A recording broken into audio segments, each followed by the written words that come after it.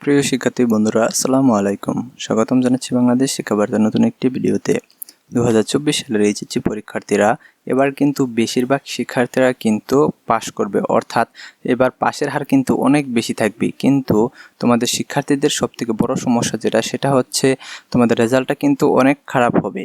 কারণ রেজাল্ট যেহেতু তোমাদের জিএসসি এবং এসএসসি থেকে সমন্বয় করে তোমাদের দেওয়ার সিদ্ধান্ত নেওয়া হয়েছে, এতে দেখা যাবে যারা 2024 সালের এইচএসসি পরীক্ষার্থীরা তোমরা যারা ইউনিভার্সিটি ভর্তি পরীক্ষায় অংশগ্রহণ করবা, তাদের ক্ষেত্রে কিন্তু এটা বিশাল একটা প্রভাব পড়বে। কারণ দেখা যায় যে জিএসসিতে কিন্তু একটা স্টুডেন্ট খারাপ থাকতেই পারে, সে কিন্তু এইচএসসিতে খারাপ করবে না, কারণ তার তখন স্বপ্ন থাকে যে সে একটা ভালো ইউনিভার্সিটিতে পড়বে। সে কিন্তু তখন জিএসসির সময় ছোট ছিল, তখন কিন্তু দেখা যায় যে তার খেলাধুলা নিয়ে কিন্তু সময়টা বেশি কেটেছে। সে ভবিষ্যৎ সম্পর্কে, সে তার কেরিয়ার সম্পর্কে কিন্তু তেমন কিছু জানতো না, তেমন কিছু বুঝতো না। কিন্তু সে এখন বড় হয়েছে, সে তার কেরিয়ার সম্পর্কে জানতে পেরেছে যে কিভাবে পড়াশোনা করলে তার কেরিয়ারে সে উন্নতি করতে পারবে। সেজন্য কিন্তু দেখা যায় যে বেশিরভাগ শিক্ষার্থীরা কিন্তু এসএসসির পর কিন্তু জোর দিয়ে পড়াশোনা করে, যাতে একটা ভালো ইউনিভার্সিটিতে চান্স পেয়ে ভালো একটি কেরিয়ারের দিকে অগ্রসর হতে পারে। কিন্তু এখন বিষয় হচ্ছে, যেহেতু জিএসসি থেকে তোমাদের রেজাল্টটা দেওয়া হচ্ছে এবং এসএসসি থেকে রেজাল্ট দেওয়া হচ্ছে 25% এবং 75%। 25% মানে কিন্তু তোমাদের ছোট একটি নাম্বার না, এটা কিন্তু বিশাল পরিমাণের একটা নাম্বার।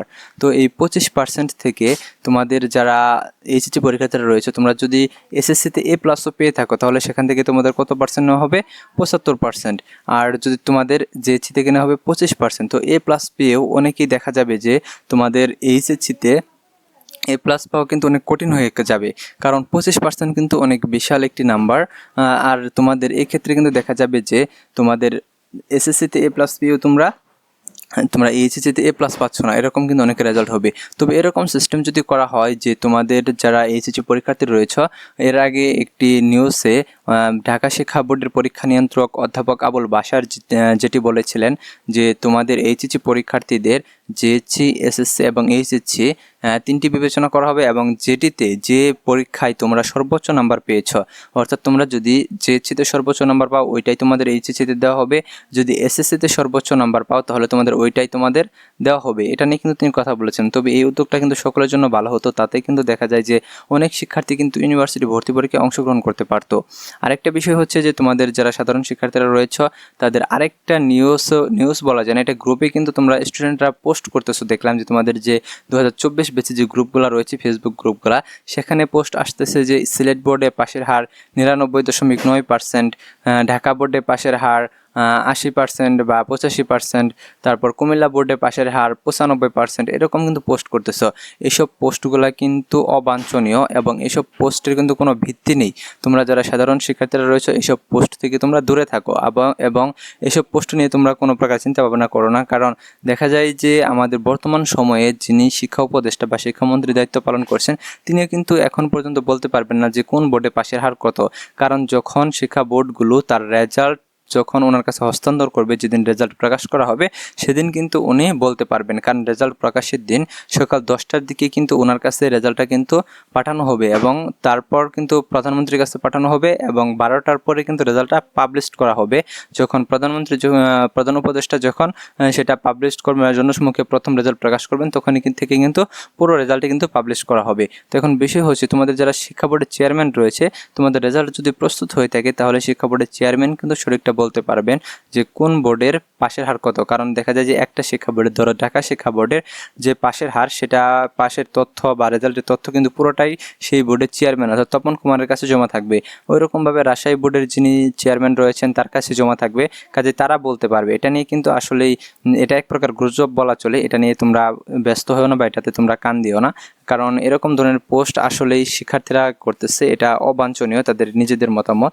আরেকটা বিষয় হচ্ছে যে তোমরা যারা এইচএসসি পরীক্ষার্থী রয়েছ, তোমাদের কিন্তু দেখা যাবে যে রেজাল্ট নিয়ে যে বিভিন্ন ধরনের নিউজ প্রকাশিত হচ্ছে, আসলে এখন পর্যন্ত সঠিক নিউজ কিন্তু আসেনি।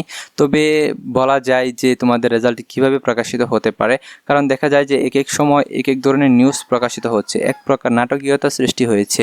তো এখন তোমাদের বলা হয়েছে যে 25%, 75%, এতে কিন্তু দেখা যাবে যে গ্রুপের অনেকগুলো সাবজেক্ট নেই এইচএসসিতে, তখন কিন্তু তোমাদের এই গ্রুপের সাবজেক্টগুলো এসএসসি থেকে নেওয়া হবে। এটা কিন্তু চূড়ান্তভাবে কিন্তু নিউজ দ্বারা উল্লেখ করেনি। তো তারপরে তোমাদের গ্রুপ চেঞ্জ করেছো যারা এসএসসি এসএসসিতে গ্রুপে ছিল, এইচএসসি তারা গ্রুপে এসেছ, তাদের ক্ষেত্রেও কিন্তু তারা স্পষ্টভাবে কিছু বলেনি। যদিও গ্রুপ চেঞ্জের ক্ষেত্রে তোমাদের গ্রুপের নাম্বারগুলো কিন্তু অন্য গ্রুপে গেলেও কিন্তু বিভাজন করে দেওয়া হবে। অর্থাৎ তোমরা যদি সায়েন্সে থাকো এবং যদি কমার্সে আসো ইন্টারমিডিয়েটে এসে, তাহলে দেখা যাবে যে সায়েন্সে গ্রুপের সাবজেক্টগুলোতে যে নাম্বারগুলো পেয়েছিল ওই সাবজেক্টগুলোর নাম্বারগুলোই কিন্তু তোমাদের কমার্সের যে গ্রুপগুলো রয়েছে সেই গ্রুপগুলোতে কিন্তু তোমাদের দেওয়া হবে, এবং যেগুলো আবশ্যিক রয়েছে সেই আবশ্যিকগুলো তো তোমরা পেয়ে যাবা। এখন বিষয় হচ্ছে যে তোমরা যে আবশ্যিক পরীক্ষাগুলো দিয়েছিলা সেই আবশ্যিক পরীক্ষাগুলো যদি তোমরা ঠিকঠাক মতো পাস করে যাও, তাহলে কিন্তু দেখা যাবে তোমাদের রেজাল্ট কিন্তু পাস চলে আসবে। কারণ তোমাদের যেসব সাবজেক্ট ম্যাপিং হবে, যেসব বিষয়গুলো, সেই সাবজেক্ট ম্যাপিং করার মাধ্যমে কিন্তু তোমরা অটোমেটিকলি পাস করে যাবে। কারণ তোমরা জিএসসিতে পাস করেছো, এসএসসিতে পাস করেছো, এইচএসসিতে তোমাদের কোনো বাধা নেই। এরকম কিছু কিছু শিক্ষার্থী রয়েছে, কমেন্টে দেখলাম কিছু কিছু শিক্ষার্থী রয়েছে এরকম যে তারা প্রশ্ন করতেছে যে আমি জিএসসিতে খারাপ রেজাল্ট করেছি, এসএসসিতেও খারাপ রেজাল্ট করেছি, মানে তারা পাস করেছে অনেক খারাপ রেজাল্ট করে, তাহলে কি তাদের পাস আসবে কিনা? হ্যাঁ, তাদের কিন্তু পাস আসবে। এরকম অবাঞ্ছনীয় প্রশ্ন করা থেকে তোমরা বিরত থাকো, কারণ তোমরা জিএসসি এসএসসি থেকে যারা পাস করেছো তাদের শিওর কিন্তু পাস আসবেই। এবং যে সাবজেক্টগুলো পরীক্ষা হয়েছে সেই পরীক্ষাগুলো সাবজেক্টগুলো যদি মূল্যায়ন করা হয়, তাহলে দেখা যাবে সেখানে কিন্তু তোমাদের আলাদাভাবে পাস করতে হবে। সেখানে পাস করলেই তোমরা 100% পাস। কিন্তু তোমাদের পাশের হারটা বেশি থাকলেও তোমাদের ভয়ের কারণ হচ্ছে যে তোমাদের রেজাল্টটা খারাপ হওয়ার সম্ভাবনা কিন্তু অনেক অনেক বেশি। এ প্লাস পাবে অনেক কম শিক্ষার্থী, কারণ যারা এ প্লাস পাওয়ার সম্ভাবনা ছিল, যাদের অনেক ভালোভাবে পড়াশোনা করেছে, প্রস্তুতি নিয়েছে, তারা কিন্তু এ প্লাস পাবে না। কারণ জিএসসি থেকে যখনই নাম্বারটা নেওয়া হবে 25%, তখনই তাদের এ প্লাস পাওয়ার সম্ভাবনাটা কিন্তু চলে যাবে। কারণ এসএসসিতে তারা হয়তো বা মোটামুটি পড়াশোনা করেছে, কারণ জিএসসি পরীক্ষা যখন তারা দিয়েছে তখন তারা কিন্তু এক কথায় বলা চলে যে তখন তারা নিজেদের সম্পর্কে তেমন একটা ধারণা সৃষ্টি হয় নাই। তারা কেরিয়ার সম্পর্কে তখন বোঝে না, তারা ভবিষ্যতে কি করবে, তাদের প্ল্যানিং কি, তাদের এইম কি, এই সম্পর্কে কিন্তু তারা বিস্তারিত কিন্তু তারা অনুমান করেনি যে আমার ভবিষ্যতে এটা করব বা এটা করব, এই দিকে গেলে, এই লাইনে গেলে আমি এটা হতে পারবো, এরকম কিন্তু চিন্তা ভাবনা করেনি। যখন একটা স্টুডেন্ট মাধ্যমিকের গণ্ডি পের হয়, অর্থাৎ এসএসসি পাস করে, তখন কিন্তু কেরিয়ার সম্পর্কে তার একটা বিশাল কিন্তু ধারণার সৃষ্টি হয়।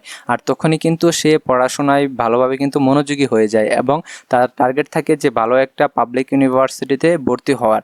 সেক্ষেত্রে কিন্তু এরকম অনেক শিক্ষার্থী রয়েছে যারা জিএসসিতে খারাপ করেছে, এসএসসিতেও মোটামুটি রেজাল্ট করেছে, কিন্তু এইচএসসিতে তারা সর্বোচ্চ রেজাল্ট অর্থাৎ অনেক ভালো রেজাল্ট করার প্রিপারেশন রয়েছে। তাদের কিন্তু দেখা যাবে যে হতাশায় ভুগতে হবে, কারণ জিএসসি থেকে যখনই রেজাল্ট নেওয়া হবে তখনই কিন্তু শিক্ষার্থীদের রেজাল্ট কিন্তু অটোমেটিকলি খারাপ হয়ে যাবে। তবে শিক্ষার্থীরা পাস করবে, পাশের হার বাড়বে, এটা ঠিক।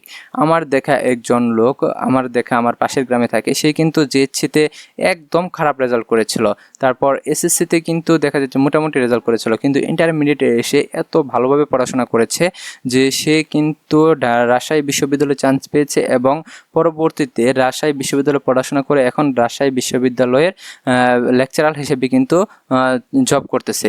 কাজেই এটা কিন্তু বলা যায় না যে জিএসসিতে খারাপ করলে যে এইচএসসিতে ভালো রেজাল্ট করবে না, এরকমটা কিন্তু বলা যায় না। কাজেই এখানে যেহেতু রেজাল্টটা জিএসসি এসএসসি থেকেই নেওয়া হচ্ছে, সেহেতু কিন্তু দেখা যাবে যে তোমাদের এসএসসি জিএসসি থেকে রেজাল্ট নেওয়ার ফলে তোমাদের যারা ইউনিভার্সিটি ভর্তি পরীক্ষায় ইচ্ছুক রয়েছে তোমরা, তাদের ক্ষেত্রে কিন্তু বিশাল একটা কিন্তু দেখা যাবে যে সমস্যার সৃষ্টি হবে। কারণ তাদের দেখা যাবে যে ভালো একটা রেজাল্ট থাকবে না এবং ভালো কলেজে অর্থাৎ তোমরা ভালো বিশ্ববিদ্যালয় যেগুলো রয়েছে, যেমন ধরো মেডিকেল, ঢাকা বিশ্ববিদ্যালয়, জাহাঙ্গীরনগর বিশ্ববিদ্যালয়, এসব বিশ্ববিদ্যালয়ে কিন্তু পরীক্ষা দেওয়ার একটা নিম্নতম যোগ্যতা লাগে, অর্থাৎ ভর্তি পরীক্ষা দেওয়ার জন্য। সেই যোগ্যতা যদি তোমরা অর্জন করতে না পারো, তাহলে তো তোমরা পরীক্ষা দিতে পারবা না, তোমরা পরীক্ষায় অংশগ্রহণ করতে পারবা না। এতে কিন্তু বিরাট একটা প্রভাব ফেলবে তোমাদের জিএসসি পরীক্ষার রেজাল্ট, কারণ এখান থেকে 25% মানে অনেক বিশাল কিন্তু একটা রেজাল্ট, এটা কিন্তু কম না। এটার জন্য কিন্তু তোমাদের অনেক পরিশ্রম করতে হবে 25% রেজাল্টের জন্য। তো যাই হোক, পরবর্তী নতুন কোনো আপডেট যদি আসে অবশ্যই তোমাদের মাধ্যমে জানিয়ে দেবো। তো তোমরা যারা ভিডিওটি দেখলো তোমাদের অসংখ্য ধন্যবাদ। তো তোমরা যারা এখন আমাদের চ্যানেলটি সাবস্ক্রাইব করে আমাদের চ্যানেলটি সাবস্ক্রাইব করে আমাদের সাথে যুক্ত থাকো। নতুন কোনো আপডেট আসলে তোমরা সাথে সাথে নোটিফিকেশনের মাধ্যমে পেয়ে যাবে। ধন্যবাদ সকলকে।